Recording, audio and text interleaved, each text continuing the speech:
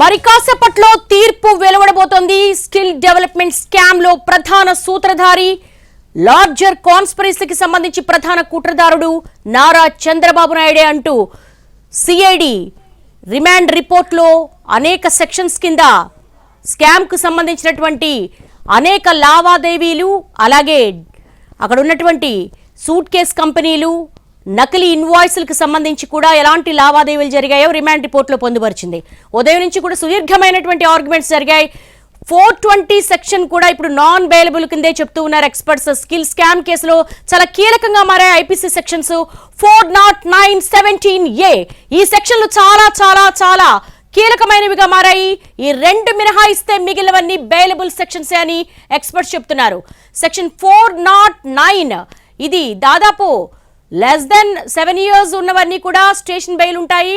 అలాగే ఇక్కడ ఉన్నటువంటి 10 సంవత్సరాలు శిక్షకు అర్హతమైంది 409. అలాగే 17A చంద్రబాబు కేసులో వర్తిస్తుందని చెప్పేసి కూడా ఈ విషయంపై సుదీర్ఘమైనటువంటి వాదనలు జరిగాయి. ఈ రెండు సెక్షన్లు వర్తించకపోతే, ఒకవేళ ఈ ఆర్గ్యుమెంట్స్ అన్ని కూడా కోర్టు పరిగణలోకి తీసుకోకపోతే రిమాండ్ కొట్టేస్తారా అన్న చర్చ కూడా జరుగుతోంది.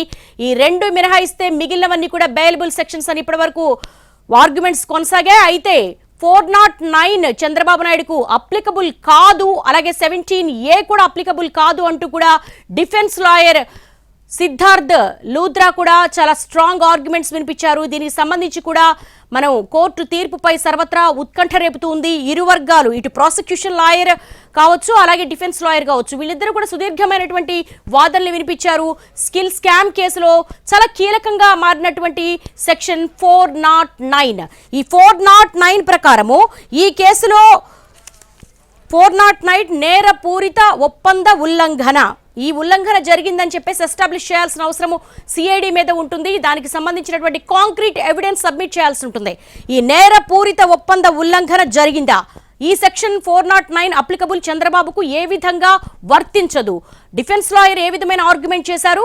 మరి ఇటువంటి ఉల్లంఘన జరిగిందని 409 సెక్షన్ ఎందుకు పెట్టారు అన్న దాని మీద న్యాయమూర్తికి, ముఖ్యంగా సిఐడి తరపు lawyer, prosecution lawyer Sudhakar Reddy arguments చేశారు. అలాగే ఆ ఆర్గ్యుమెంట్స్ కు సంబంధించి కూడా దాన్ని కన్విన్స్ చేయాల్సి ఉంటుంది. ఈ కన్విన్స్ చేసిన తర్వాత ఈ తీర్పుకు సంబంధించి కూడా ఎలాంటి తీర్పు వెలువడుతుంది అన్నది కూడా వేచి చూడాల్సిన అంశం. ఇక 17A ఈ సెక్షన్, ఈ రెండు సెక్షన్స్ కూడా చాలా కీలకమైనవిగా భావిస్తున్నాయి. 271 కోట్ల స్కిల్ స్కామ్ సూత్రధారి చంద్రబాబేనంటూ సిఐడి ఆరోపిస్తోంది. దాదాపు 2 రోజులుగా కూడా చాలా ఉత్కంఠభరితమైనటువంటి వాతావరణం ఉంది. శుక్రవారం అర్ధరాత్రి 11:30 గంటల ప్రాంతంలో ట్రాక్ చేశారు చంద్రబాబు నాయుడు నంద్యాలలోని ఆర్కే కన్వెన్షన్లో.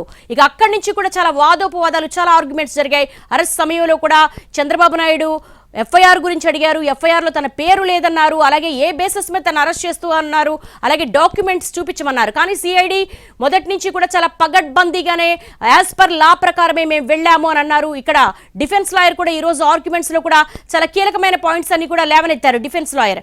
ఎందుకంటే ముఖ్యంగా యాజ్ పర్ నార్మ్స్ ప్రకారం, యాజ్ పర్ ప్రొవిజన్స్ ప్రకారము ఇక్కడ హక్కుల ఉల్లంఘన జరిగింది. ముందుగానే 41A సిఆర్పిసి సెక్షన్ కింద నోటీస్ ఇవ్వాలన్నారు. కానీ ఇలాంటి మనీ కరప్షన్కి సంబంధించి ముందుగా నోటీస్ ఇవ్వక్కర్లేదని ఎక్స్పర్ట్స్ కూడా చెప్పడం జరిగింది. స్కిల్ స్కామ్ కేసులో ఐపీసీ 409, 17A సెక్షన్సే ఇప్పుడు కీలకంగా మారాయి.